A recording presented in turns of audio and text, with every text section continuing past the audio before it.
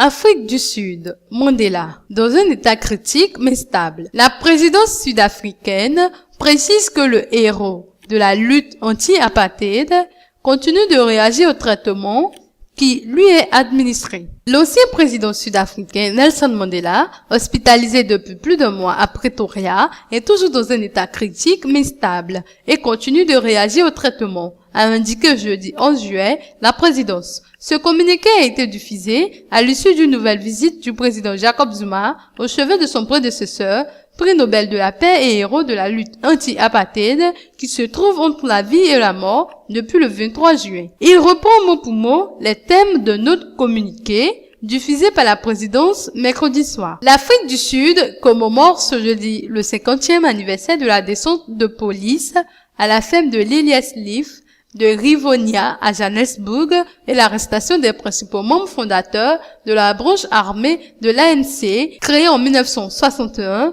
par Mandela. C'est après ce raid que Mandela, qui a rejoint les accusés, a été condamné à la prison à vie pour sabotage par le régime raciste de l'apartheid en 1964. Il n'est sorti de prison qu'en 1990. Hospitalisé depuis plus d'un mois. Nelson Mandela a été hospitalisé en urgence le 8 juin pour une récidive d'une infection pulmonaire. Placé sous assistance respiratoire, il est considéré dans un état critique depuis le week-end des 22 et 23 juillet. L'Afrique du Sud s'était même préparée à une annonce imminente de la mort de son héros national le 26 juin.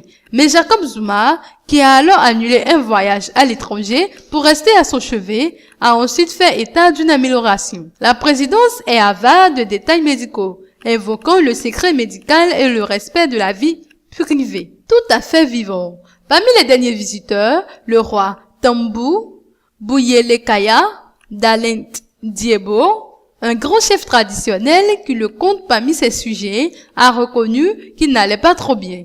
Mais observé qu'il était conscient, l'avait reconnu et pouvait manifester en bougeant les yeux ou en hochant la tête. Le vieil homme est tout à fait vivant, avait déclaré à la presse mardi son petit-fils Ndaba Mandela sortant de l'hôpital. Les problèmes pulmonaires à répétition de Nelson Mandela sont probablement liés aux séquelles d'une tuberculose contractée pendant son séjour au bagne de Robben Island, au large du Cap, où il a passé 18 de ses 27 années de détention dans les geôles du régime d'apartheid. Héros pour son pays pour avoir mis fin à plus de 3 siècles de domination blanche et admiré dans le monde entier pour sa politique de réconciliation nationale, il doit fêter ses 95 ans le 18 juillet, journée baptisée Mandela Day par l'ONU qui appelle les citoyens du monde à faire ce jour une bonne action en son honneur.